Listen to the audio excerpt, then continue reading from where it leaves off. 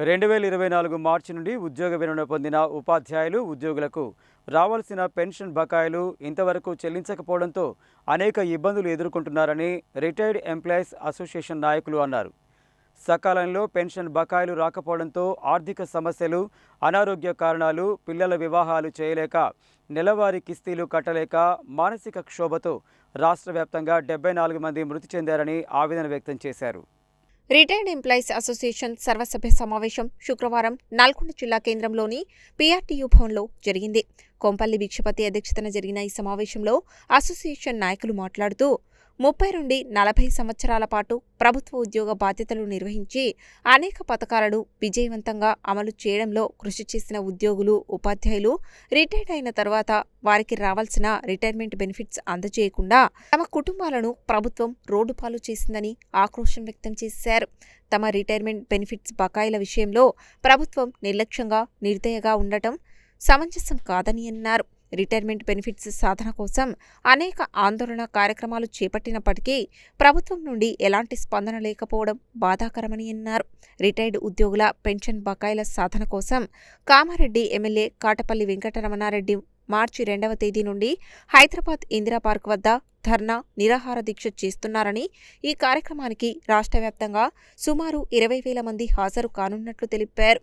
నల్గొండ జిల్లా నుండి 500 మందికి తగ్గకుండా రిటైర్డ్ ఉద్యోగులు ఈ కార్యక్రమానికి హాజరయ్యేందుకు సిద్ధమవుతున్నారని, ఇందుకు తగిన ఏర్పాట్లు చేస్తున్నామని తెలిపారు. సమావేశంలో అసోసియేషన్ ప్రధాన కార్యదర్శి సిలిగిరెడ్డి రామకృష్ణారెడ్డి, ఉపాధ్యక్షులు ఎం లింగయ్య, ట్రెజరర్ కోమటిరెడ్డి వెంకటరెడ్డి, ముసాయిద్ అలీఖాన్, మేడిగ రఘు, చంద్రశేఖర్, పుష్పలత, సూరయ్య, బిల్కిస్, సుజాత, చంద్రుడు, రాములు, నాగిరెడ్డి, నిర్మల్ రెడ్డి, సంజీవయ్య, బాలయ్య, దేవమణి, సుదర్శన్, రఫత్ అలీ, హమీద్ ఖాన్, జేవి నారాయణ, ఎంవీఆర్ రమణారెడ్డి, సుందరయ్య, ఎడ్లభిక్షం తదితరులు పాల్గొన్నారు.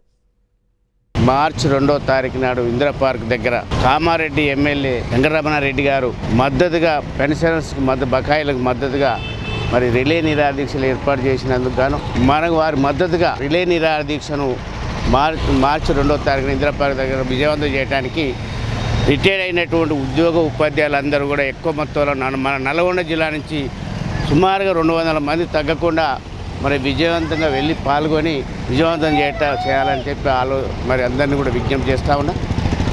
ఏది ఏమైనా ఈ బకాయిలు వచ్చేంత వరకు మన పోరాటం ఆపొద్దు. మన బకాయిలు సాధించుకున్నంత వరకు మనం ఈ పోరాటం చేస్తూనే ఉండాలని చెప్పి మరి రిటైర్డ్ ఉద్యోగ ఉపాధ్యాయులందరినీ కూడా మరి కోరుతా ఉన్నా. హలో ఇందిరా పార్క్ ధర్నాకు మరి అందరూ కూడా రావాలని చెప్పి విజయవంతం చేయాలని చెప్పి కోరుతాం. 2024 నుండి ఉద్యోగ ఉపాధ్యాయులు ఎవరైతే ఉన్నారో ఆ పెన్షనర్స్ మొత్తం కూడా ఎంతో బాధపడుతూ మానసికంగా, ఆరోగ్యంగా, కుటుంబ పరంగా ఎన్నో ఇబ్బందులు పడుతున్నారు. అయినప్పుడు కూడా మన ప్రస్తుత ముఖ్యమంత్రి రేవంత్ రెడ్డి గారు వారు ఏమాత్రం చలనం లేకుండా ఈ యొక్క అందరినీ పెన్షనర్స్ని ఒక ఉసులు తగినట్టు ప్రయత్నం చేస్తున్నాడు. ఇందిరమ్మ రాజ్యంలో ఇలాంటి పాలన జరుగుతుందని కూడా మేము కూడా ఊహించుకోలేదు. మరి ఇట్లా జరగడం కూడా మరి ఎవరికి ఆయనకి ఏం భావ్యం కాదు. కాబట్టి మా యొక్క పెన్షన్ మాకు సంబంధించిన డబ్బులు ఏక మొత్తంలో వెంటనే చెల్లించాలని చెప్పి మేము డిమాండ్ చేస్తున్నాం. దానికి అనుగుణంగా అవుతున్నాం కాబట్టి మీరు అందరూ కూడా అందరు రావాలని చెప్పి కోరుకుంటున్నాం. పైసలు కూడా మాకు ఇవ్వకుండా మరి గౌరవ ముఖ్యమంత్రి గారు మరి ఇప్పుడు చూస్తున్నాం పేపర్లలో ఏంటంటే మూసి ప్రక్షాళనని, తర్వాత గాంధీ సరోవర్ అని చెప్పి 5,000 కోట్లని, తర్వాత ఈరోజు పేపర్లో కూడా ఏంటంటే రాహుల్ గాంధీ గారికి 100 కోట్లతోటి ప్రత్యేక విమానం అని ఇలాగ రకరకాలుగా మరి నిధులు కేటాయిస్తూ మరి మేము దాచుకున్న పైసలు మాకు ఇవ్వకుండా మరి నన్ను కోసుకున్న పైసలు లేదు, రూపాయలు లేదు అన్నటువంటి ముఖ్యమంత్రికి మరి ఈ డబ్బులు ఎక్కడి నుంచి వస్తున్నాయి? మరి మా డబ్బులు మాకు రావాలి. మేమేమి ఫ్రీబీసీ ఇవ్వమంటలేము, మాకేమి ఉత్తపుణ్యానికి ఏమీ ఇవ్వమంటలేము.